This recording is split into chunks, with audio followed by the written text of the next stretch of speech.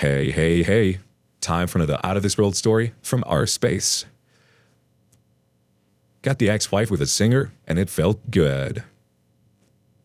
So me and daughter are struggling with the fact that my ex-wife has moved them in with her affair partner. I discovered my wife's affair in May of 2021 and confronted her and got the confession in July of 2021. We divorced in December of 2021. My daughter's struggling with losing her home and moving into a new space. She's also seeing her mother with another man. My ex-wife says she is handling this well as far as she can tell. When I have my daughters, the one who is struggling says things like, "I miss you, Daddy. I want home. I want you here with me. I wish you were here instead. Mommy says she doesn't love you anymore. She loves a affair partner now." I'm struggling at the thought of her affair partner just being able to move in and have any role in their lives. I'm also scared I will be replaced. Ideally, every day and every visit is a battle to stay in their lives. It's like it's me versus the world to get my children and maintain my relationship with them.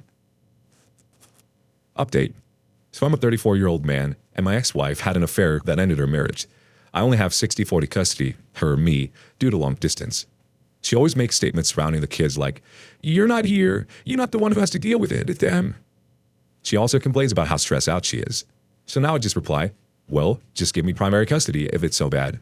Boy, she hates it, but it feels good. Our first reaction comes from Delta versus Epsilon. Easier solution might have been to not screw some other man behind your back. The OP replies, "Yeah, I know, seems so simple." Well, she used to complain a lot in the end about how much crap she did. I would tell her, "You don't do more than me. I won't validate that for you. You need to work through that." I guess she screwed around and found out. All the teachers and doctors still talk to me, and she's so jealous. Next response from Shigatenai, Dirt Team. My favorite zinger with the soon-to-be ex-wife. It must be so nice to be able to make all the decisions and bear none of the responsibility for them. The next response is from Zombie X. Look, you may not want to hear this, but I'm going to suggest something. Consider recording these cry sessions. Even if you don't ever use them, if something ever happened where you had to fight for full custody, it could be good to have a few videos or even audio recordings of her constantly complaining about the kids. Just an errant thought. If I'm out of line, please accept my apologies. But I had all kinds of things recorded and logged when I went through my divorce. Not for malicious intent, but to protect my kid. Once I knew she wasn't in danger, I put those things away. But one more arrow in the quiver is rarely a bad thing. Cheers, friend. Sorry you were cheated on. Hope you find some peace in someone who appreciates you. Best wishes. The OP replies, "This is a really good insight. I will do this. Salute, amigo." Next chime in from Sapa2 NYC. You should just insist that you only communicate about the kids and only through a court-approved co-parenting app. They work. They're great at establishing and maintaining boundaries. Content can't be deleted. Access can be given to third parties. Content is logged and timestamped as inadmissible in court. Some even have a tone feature that ensures all communications remain cordial. Keep the faith and be vigilant about your 40% of custody. Rubicon Man 1970 has a quick thought. Isn't it funny how they complain about it, but won't give the child up? All they want is pity me. The OP responds to that, "Yeah, I think so. It's good for me too, because she tries to tell people I didn't want my family, which is BS. I obviously want my kids and would be able to care for them without financial support. I even offer her no child support, but nope. I just had to leave to provide and she couldn't be loyal and now won't give me the kids, but can't handle the stress of doing it by herself." Pretty pathetic, really. I think she deals a lot with jealousy because I could and she can't, and she's experiencing a lot of shame and regret. Every time I pick the kids up, she just looks so miserable. Catchery chimes in. It's most important to keep your feelings of animosity away from your kids. The friendlier you can be with your ex around them, the better. Research has shown that when kids experience fights, etc., between their divorced parents, their adjustment suffers. Hopefully this is something your ex understands. The OP's response? For sure, I'm very polite in everything with her. This is a private conversation through text messages or voice calls. I'm already aware of the mental health issues surrounding kids and infidelity as I survived my mother's serial infidelity against my father while I was growing up as well. But yes, for those reading, keep these conversations separate from the kids. On to the next story. My fiancée and mother of my son cheated. From day one, we had a great relationship and I knew I wanted to marry her. Fast forward a year and a half and she finds out she's pregnant and moves into my house with me, and we get engaged shortly after. I was so excited to start a family with her. 9 months go by and she has the baby and I sign the birth certificate and we have a happy home with a healthy son. The whole thing was like a dream. I got promoted at work and was making way more than enough to support anything we wanted to do and to cover all the bills. Recently, She had been in MIA a lot, and her phone location was no longer on. While I was at work, she would leave the baby with my parents for a whole day sometimes while she got her nails done. Naturally, I got suspicious and looked at her son's iPad because her texts come through there as well. Sure enough, the evidence is there, and after an argument, she admitted to cheating. From the texts that I found, she was conspiring to have a secret love child with the guy she was seeing a month before we found out she was pregnant. So I'm not even sure he is my child at this point. To the text combo, I also found out she is a hard drug user and talks about hiding her drinking from me, so it also sounds like she has a drinking problem. All of this is new to me, and I feel like an idiot for missing the signs that were surely there. The baby is with my parents, and she is there as well, and has refused to leave. I'm in shock still, and it feels like my life is ruined. Obviously, I'm going to fight for the child and get an attorney. The first response is from Mauve55. Get a DNA test ASAP. If you're the father, go for full physical and legal custody. If you're not the father, see if you can get off the birth certificate and send her on her way.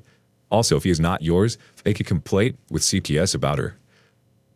Next chime in from Lone Wolf 369963. Save the evidence. Contact lawyer. Get DNA. If the child is yours, then co-parent with her or else cut her off completely. OP responds, evidence is on the iPad, which I bought, and it's not connected to Wi-Fi, so I don't believe she can remotely wipe it. Evidence is secure and now have copies. We'll be getting on the DNA test soon. I would assume the place to start with that would be an at-home test that I send into the lab. The plus side of this is we didn't get married and she is out of the house, but she went to my parents' house to stay because that's where her son was when all this happened. And from talking to a cop friend, they would send the baby with her if she was forced to leave by my parents, and we would rather know the baby is safe and in a good environment. I've blocked her phone number, which I pay for, because she was texting me nonstop trying to tell me we could work this out. I know drinking won't help anything, and I would never touch drugs. I'm all right mentally, just still in shock that a human could be this manipulative and terrible. One more comment from 02201970A.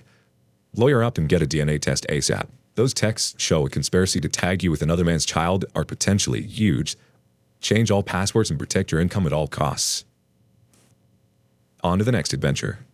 I wasted 6 years on someone I thought was the one. Long. Story time. Let's start from the beginning. So, for those of you who are online in 2012, you may remember the dating site Meet Me was originally my yearbook. Anyway, a man much older than myself hit me up on there. In the beginning, I knew nothing about him. He was just some guy wanting to hang out. I was 19, old enough to make my own decisions, but because I'm an introvert, I was extremely hesitant to give my address to this man. He kept asking for it until finally I caved. I lived with my parents at the time and tried to explain to him that I couldn't just have anyone over, much less at night. My parents had me on a tight leash, but that's not relevant here. I give him my address, and that same night he convinces me to sneak him into my bedroom window. Mind you, up until this point, I had never done anything like this before in my life, up to that point. I get my better judgment, and because I can't say no, I agree. He comes over, I let him in. While they're in my room, we pretty much just talk, watch a movie, play a game, innocuous things for the most part, all while trying to be quiet because my parents' bedroom is right across the hall from mine. Yes, he did try to have sex with me, and I told him no. Thankfully, he didn't force it, and knew I was terrified of this whole situation of being caught more than anything. So, according to him anyway, we had done this several times to the first half of my senior year of high school. I have bad memory, so the only time I explicitly remember was that first time. Anyway, time passes and I have no clue what he's after. As far as I'm concerned, there was no talk of advancing this into a possible relationship, at least none that was obvious. I moved on with my life, and in the second quarter of my senior year, I meet a guy, we start talking, start dating. After 3 months together, I decide to bring him down for my graduation. Well, the man from before enters my life again. I tell him I'm taken and to leave me alone. Well, he doesn't. He starts going off on his tirade about how the guy I'm with is a criminal, isn't who he says he is, etc. The guy I'm dating at this time is literally my age, trying to go to college, etc. I ask for proof, and lo and behold, I never get any real proof, and I'm expected to just take his word on it because apparently he knew someone at boyfriend's school that knew his history. I resisted further communication and ignored any further attempts at communication from him for about 3 years. Of course, he told some friends about all this, and they began harassing me over email, telling me that I'm throwing away a good man, etc. I chewed them out, ignored them. The man pops up again, trying to talk to me. At this point, being the kind individual I am, I give him a chance to backpedal previous accusations and maybe be friends. This didn't happen. He still wanted a relationship with me. Still wanted me to leave the guy I was dating. Well, after arguing back and forth, I stopped responding. Yes, I still had complicated feelings for this man because of our first encounter. Then, I hear from these friends that he had a bad week, lost a cat, can't remember what else, and that he was mentally breaking and crying over me.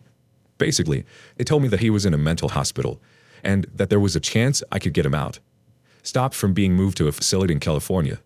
Naturally, my feelings for this man bubbled to the surface. I was scared and didn't want him to suffer this fate. All I had to do was make a statement that I'd watch over him, his mental well-being, etc. This was around the time I was going to start attending university in another town, finally leave the nest. My young, stupid heart decided that this was the best thing I could do for myself. I ended things with my boyfriend and essentially started dating this man.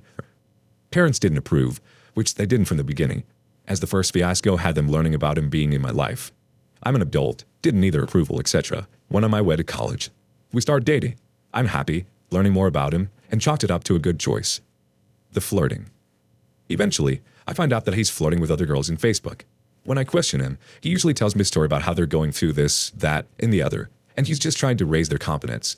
I tell him there are better ways to raise someone's confidence besides calling him hottie.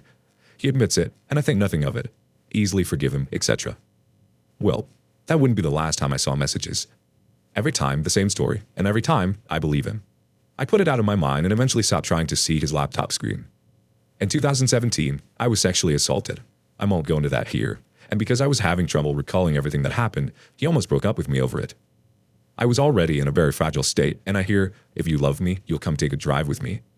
So we drive, out to the mountains. It's late at night. He's furious, and I'm beside myself with despair. I was waiting with bated breath, whether he was going to stay or leave. A deer was caught on our headlights, and the vehicle came to an abrupt stop. He said, "I'm not leaving you." And I burst into tears of relief as we head back to the house. I start therapy, but never really make any progress. Everything goes back to normal after a few months. After a few years of dealing with opposition to this relationship, singing his praises to my closest friends, I decide I'm going to move in with him about a year before I'm set to graduate. That way, I'm saving money. I was already spending my weekends at his place, so it wouldn't be a huge transition. I'm happy to finally be moving on to a new chapter in my life. Well, on top of the flirtatious messages, I discovered that he's going into an adult chat room. Before he tried to tell me it was a gaming site, I've never seen any messages he sent on there. I went digging. It was definitely an adult chat room. I confront him, telling him that this is not a gaming site, it's a chat room, and I'd like him to stop. So he stops, for a while. He tells me someone wanted him to come back, probably thinking I still bought that I was a gaming site. I'm defeated on this front, deciding that he's going to go on it whether I like it or not, and look past it. Aside from all of this, we really did have a pretty good relationship. I figured it wasn't worth it to throw the relationship away over a stupid internet room. I loved him, and we had talks of marriage. In between all of this, the relationship wasn't perfect. He would get mad at me a lot, yelling at me over small things. Every time I cried, and he would apologize, make it better, etc. I thought this was just a normal dynamic, even though those who I told said otherwise. It continued this way for a while, until we packed up and moved for his job. Before moving, up until that point, the district refused to hire him. He was a substitute for the local high school, and, well, the principal fired him because of a student complained that they were touched inappropriately. According to him, the kid was acting up in class, and he made a loud noise to startle them.